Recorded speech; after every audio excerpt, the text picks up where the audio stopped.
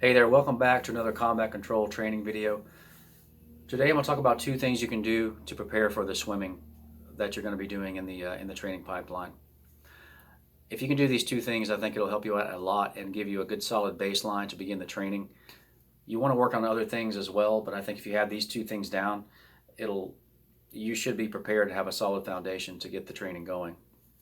I'm going to talk about freestyle swimming. Freestyle swimming is something you do in pre-dive training. And of course, you're going to do that on the pass test to get into the training itself. If you become a good freestyle swimmer, it'll help you out a lot in pre-dive. And also, if you're a comfortable freestyle swimmer, it will translate over to other things you do in the pool. So if you're comfortable with that, you should be able to do everything else a little more with a little more comfort. The other thing I want to discuss is fin swimming, swimming with rocket fins.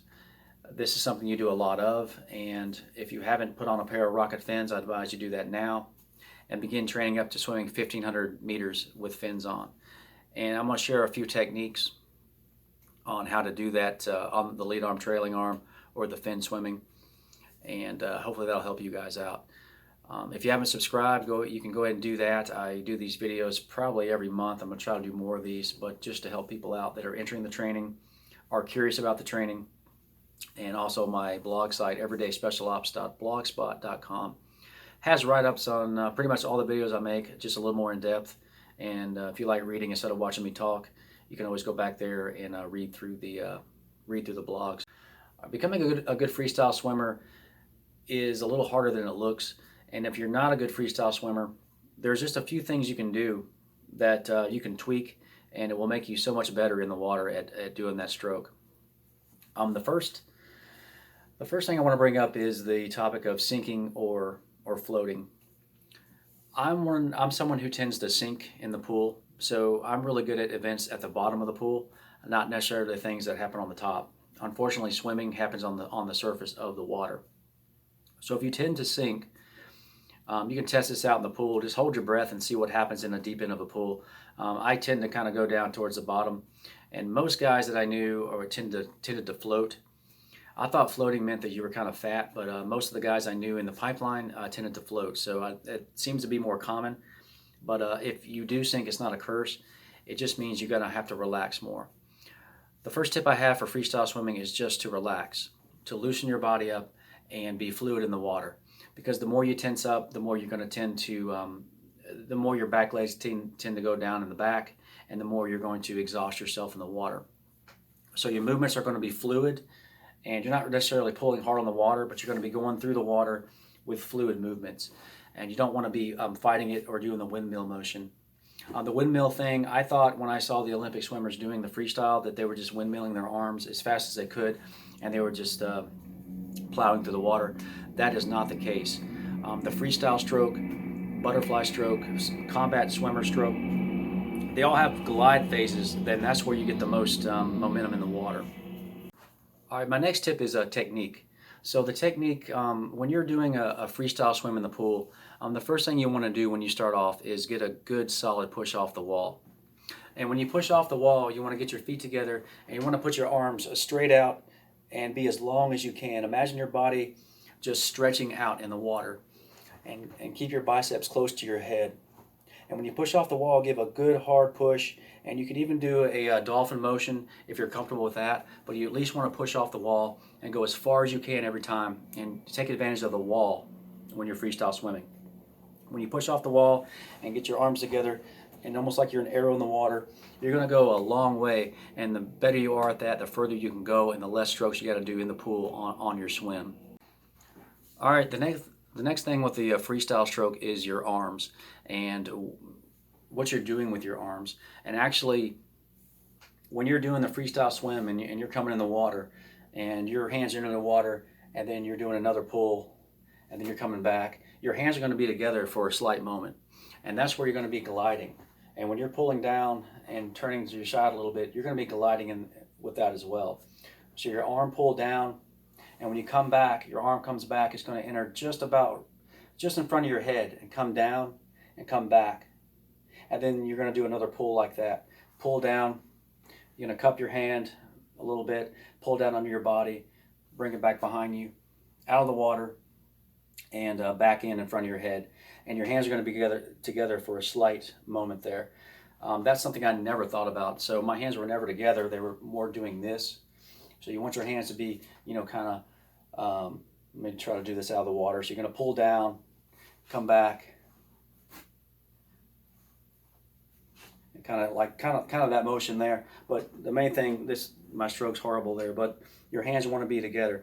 And when you first begin doing this, if you're not very good at it, try to exaggerate that. Even use floats on the end of your hands and swim with your arms out like this and pull down and come back and put them together and kick your legs and pull down in front of you, in front of your chest, and come back elbow high, back in the water, and keep those hands together for as long as you can.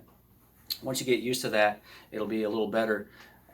So your hands are going to be together for a slight moment there. So you're going to get a lot of gliding out of just having your hands out and staying long and pulling down. So if I was better at videos, I would show you me in the pool doing that, but that's what you want to keep in mind.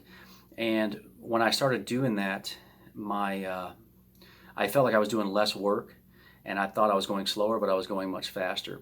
And that's how the good swimmers do it. I'm by no means a good freestyle swimmer now, and I hope you can see from what I was doing that you want to keep those hands together for a brief moment, and that's going to help in your gliding through the water. All right, the next thing I'm going to talk about is the breathing.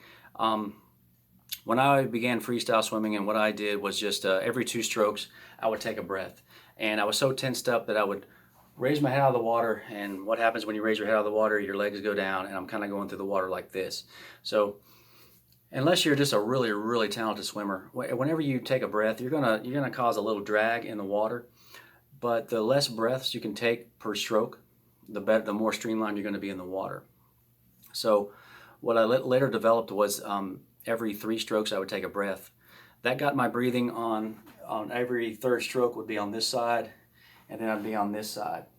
And when you take a breath, you just want to roll your body over as best you can and keep your legs straight.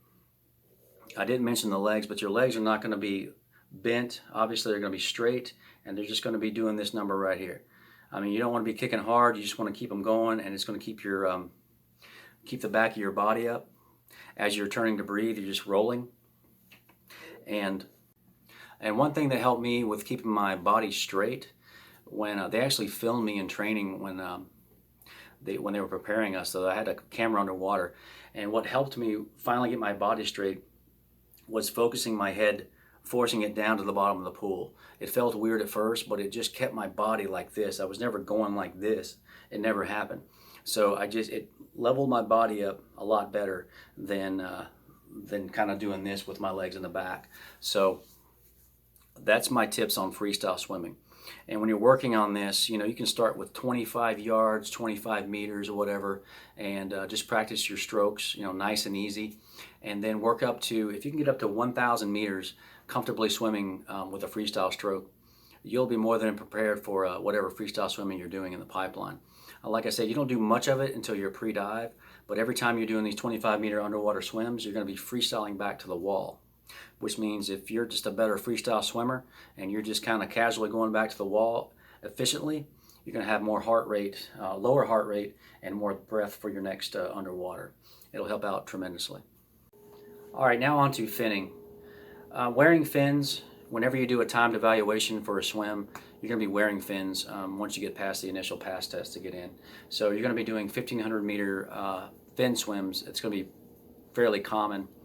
You probably will go up in distance in a dive school and pre-dive and stuff like that, but at minimum a 1,500 meter fin swim. If you can work on getting, if you can go 1,500 meters with rocket fins on and a dive mask in under 30 minutes, you're going to be doing great to enter the training. And that's actually a standard that they're going to like that you hit. I think the time limit was 34 minutes or so. It may be a little different now, but under 30 minutes is a good solid time. And I was able to hit this, and they left me alone on the fin swims. Fin swimming with rocket fins on. If you're not aware of rocket fins, they're big rubber fins used for diving, and you can get them online, you can get them on Amazon or whatever, and I would practice with these fins on now because they're really thick, and if you're not used to them, it can hurt your ankles, and make your legs sore when you first start using these things. So as you go out for a 1,500 meter swim for the first time, your legs are going to be very sore and your ankles are going to be killing you if you've never done it before. So I would try to do that, at least build up to 1,500 meters with the fins on. So when you're doing your fin swimming, same thing as freestyle swimming, you're going to be doing a lot of these in the pool and not in the open ocean. You're going to do some in the ocean, but a lot of them are going to be done in the pool. I think we did a 4,000 meter swim in the pool. So a lot of push-offs the wall. So these push-offs, you need to take advantage of them just like the freestyle and get a good push-off with your arms straight. And if you can, a dolphin kick will even be better with the fins on. So you'll be doing going a long way before you reach before you start your fin swim. Now, like the freestyle swim, finning's done right at the surface, so you want to get your body level. And the thing about lead arm, trailing arm is whatever side you're comfortable with, you can use the whole time, or you can alternate sides. Whatever side you're laying on, the bottom arm is going to be straight out, bicep against your head, and this other arm's going to be relaxed on your side. And you're going to lean over, and you're going to kick your legs with the fins on.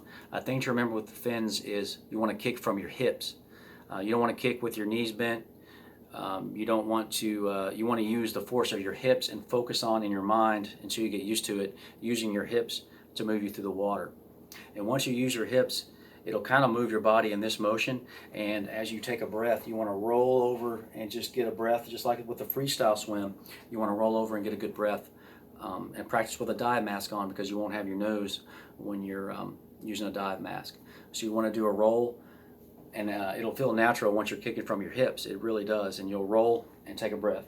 And then that's really all it is. You're going to be using your hips to kick along in the water. And if you do this now, like again, start out with 50 yards, 50 meters, or shorter, and try to build that distance up without hurting your legs too much. And once you get up these distances, these long swims, like a 2-mile swim in the ocean with fins on, won't even be a big deal, even for swimmers that can't swim like me. I was pretty good in the water with the fins on. It took me a while for the freestyle, but swimming with fins on, I got pretty good. So that means that all you guys that think you can't swim, once you put a pair of these rocket fins on, you're going to be just fine.